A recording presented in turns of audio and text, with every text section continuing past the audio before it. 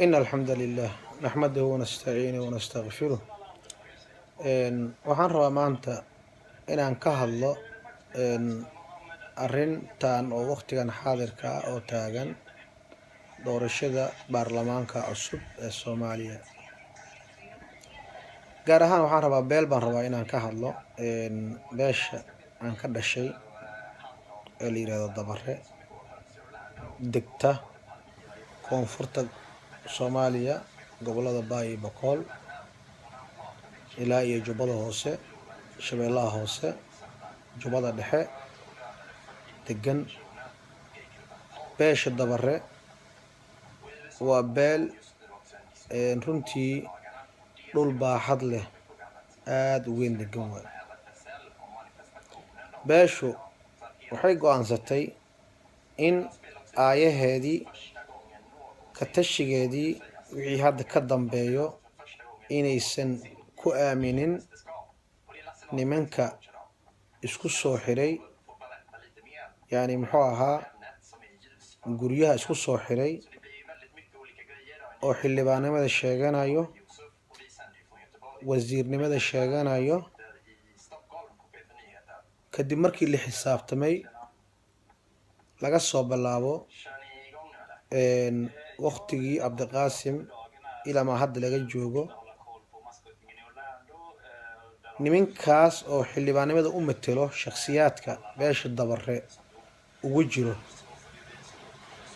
waxaa la ogaaday in hal taako ama hal shay oo wanaag ah aysan u qabanin ummadii magaceedii ay meesha ku joogeen.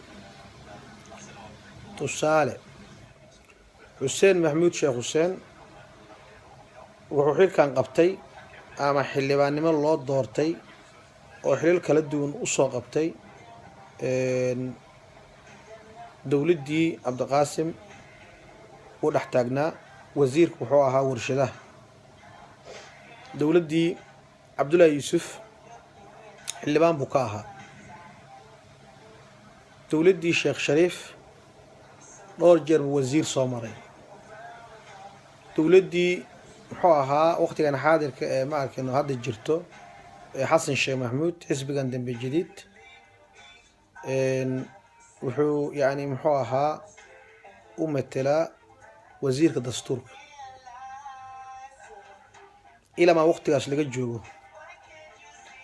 beeshu waxay ogaatay inuusan hal cunug iskool ka bixinin, inuusan hal shakhsi shaqo siinin, inuusan hal shay oo la taaban karo deegaanka uu matelo hal ceel Allah ka dhige uusan ka samaynin. hal maalin inuusan kartoon buskud ah uusan degmada Diinsoor geynin. magarat ilbaabadooda gudahay ku soo xirteen. markay xisaabtantay beeshu oo ay ogaatay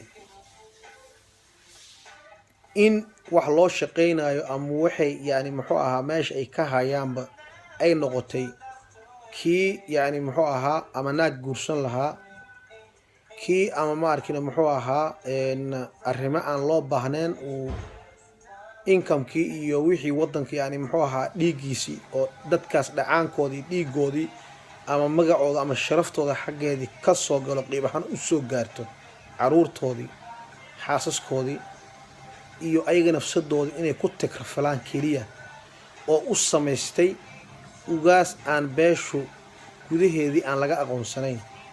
oon horeyna aan uga hadlay Siidey Haaji Maxamed Nuur oo haddana maanta ay ku heshiiyeen mar labaad hanala soo celiyo.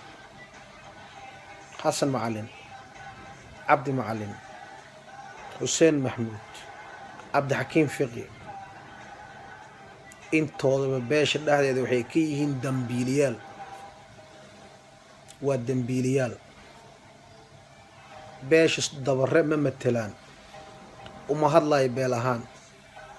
beel inaan u hadlo sharafteedu way ka weyn tahay. aniga nin Soomaaliyeed baan ahay, waddani ah. laakiin gurigaaga markuu gubanayo markaad aragto waxaa muhiima kow gurigaaga inaad damisid. ma garat ajuuse tiri baa la yidhi hooyadaa ka bilow. قرت قل الحق ولو كان مرا حق الشك دعارها كقرار هذا waxaan meesha u fadhinaa inaan yani muxuu ahaa wixii run aan sheegno waxaan u digayaa mar labaad digniin buuxdo siinaya guddoonka baarlamaanka maxamed sheekh ismaan jawaari maamul koonfur galbeed shariif xasan sheekh aadan waxaan ugu digayaa oon u sheegayaa oon u caddaynayaa oo cod dheer aan ugu sheegayaa raggaas ku jiro dowladda nama matelaan haddaan nahay dabare ma garat waxaa igu wallaahi igu billaahi afkayga cabsi ilaahay buu u xiran yahay waan soomana waxaa igu wallaahi cabdi macalin aniga adeerkay waa aabbahay la dhashay waa da-da aabbahay ka yar waay haddaanan xaq sheegin maalinkan qiyaama waa lii cadaabayaa inkastoo asiga yani hadda qaangaar uusan ahaynoo mar dhow soo galay xilkan qabtay wixii uu yani wuxuu yahay baan ku ogaanay sababtoo ah dibiga ratiga weyn meeshuu mara iyo kuwa kale kan yarna meeshaasuu maraa cabdi macalin waa adeerkii aabbahay la dhashay runtii aadaan u jeclahay ma garat laakiin waxaan u sheegayaa hadday dowladdan hadda soo socota ay soo celiso raggaas beesha dabare ay ku soo celiso dowladda ha ogaato beesha dabare inaysan dowlad u ahayn inaysan matelin yaa dhulka beesha dabare ay ku fadhidana waddamo kale inaan ku dari doono magarat soomaalinimada inaan ka baxno yaanan lagu kallifin dadkan dadkaygii aan daryeelaynin qaxootiyada xamar meel walba joogaan oo dadkaygii ku tabaalaysan oo diinsoor ka soo qaxay hal maalin aysan u geynin hal loora bariis ah yaa dib u dejintooda aysan ka qayb qaadanin ayaa waxay leeyihiin xildhibaan baan nahay wallaahi inaan yeelin oo bilaahi inaan yeelaynin ha ka digtoonaato oo mar labaad mar saddexaad dalku haddii la rabo in kala dambeyn yeesho oo dowlad caadila inay dhisanto hoggaanka cusub oo imaanaya odayaasha dhaqanka waxaan ugu baaqayaa siidee xaaji maxmed nuur